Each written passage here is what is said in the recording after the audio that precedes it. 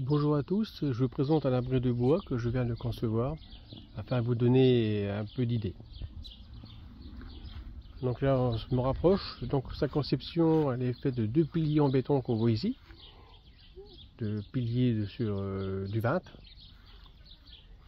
dessus maintenu par un bastin de 175 par 63 de 4 mètres de long, maintenu ici par un ferru qui est noyé dans le pilier d'environ de 600 mm, qui doit arriver là, ce qui permet de maintenir tous mes bastins sur le dessus. Donc toute la charge est répartie uniformément. Donc entre les deux bastins j'ai 90 cm chacun, bien répartis. Dessus bien sûr le chevron en travers, et bientôt je ferai ma gouttière. Donc il est de 4 mètres de long par 4 mètres de large. Donc dessus, donc nous voyons bien, j'ai les bastins de 4 mètres, tout est en 4 mètres. Donc là le bastin 175 par 63, donc tout disposé, je vais dire un instant, uniformément, et dessus suivi des chevrons répartis pareil. À part ici, quand on voit ici, bien sûr j'ai les deux qui sont rapprochés parce que j'ai deux tôles, des tôles 2100 chacune, et c'est pour la jonction, pour pouvoir raccorder. Et sur les ondulations de chaque extrémité et également sur chaque jonction, j'ai installé des pontées plastiques. Comme ça, quand je visse dessus, ça évite d'écraser les ondulations. Et ça permet également, voilà, chaque jonction de permet la résistance et bien sûr après les vis chevrons qui traversent.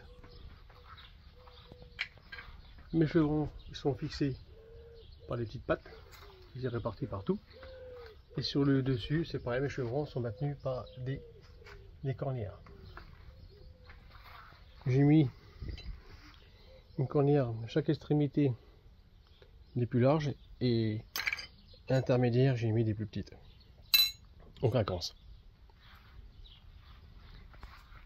Et donc du coup après j'ai fixé ma tôle de rive et je vous montrerai sur la... Après j'ai fait la fixation que j'ai faite, que je vais vous montrer, vous allez pouvoir suivre, que j'ai installé au-dessus. Et donc bien sûr maintenu par une muralière au mur, à savoir qu'avant j'avais un abri de bois qui se trouve ici, bon, il reste encore des bons chevrons qui est ici, un bastin pardon, et c'était en tuile. Et comme à côté de moi j'ai un noyer et les branches tombaient dessus, à chaque fois ça me cassait les tuiles. Maintenant ça tombera sur les tôles ne casseront pas, ils se plieront, mais ça pourra toujours rester et c'est toujours remplaçable.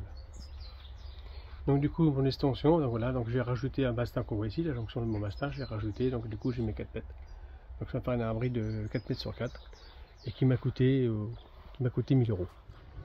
Donc ça y est, me voilà sur le toit. Donc là je vais procéder au montage de la tôle de rive contre mur crantée que je vais poser le long du mur.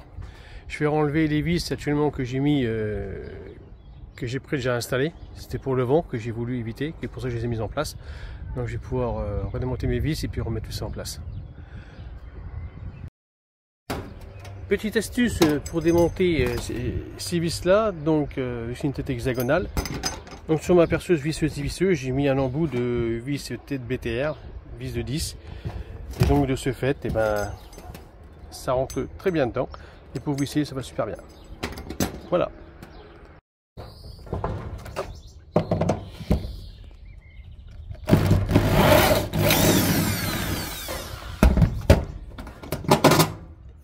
Et voilà. Donc ici je présente ma tôle qui se trouve en place. Par contre je vais sans doute la décaler un peu, parce que bien sûr ici ce côté là j'ai pas d'ondulation, parce que même ma finition, si je prends le côté je termine bien par les ondulations. Donc ma tôle de rive elle vient bien se mettre par dessus. Quant à là, mon ondulation dépassée du toit, ça n'allait pas, donc j'ai dû la couper. Et donc de ce fait je vais peut-être devoir décaler ma tôle comme ceci et puis couper à ras pour que ce soit plus propre. et pour pouvoir la plaquer. Première solution. Souvent je la mets comme elle était avant, mais bon, ça fera peut-être un peu moche. Donc je vais peut-être la couper comme celle-ci. Et après, là par contre, là, je vais avoir une petite découpe à faire. Et là je vais peut-être m'embêter, c'est que les premières vis je vais pouvoir les mettre. Et par contre là avec le fêtage du toit, je ne pourrai pas percer. Donc il faut que je fasse une autre petite astuce. Il faut que je perce contre le mur pour pouvoir fixer le restant. Bon, ça y est, le bandeau il est terminé, je l'ai mis en place. Donc, par contre au bout là où j'ai pas pu le mettre correctement, je pouvais pas y aller parce que c'est sous la fêtière, mais autrement ça y est, tout est en place. Donc voilà un petit peu le toit, voilà.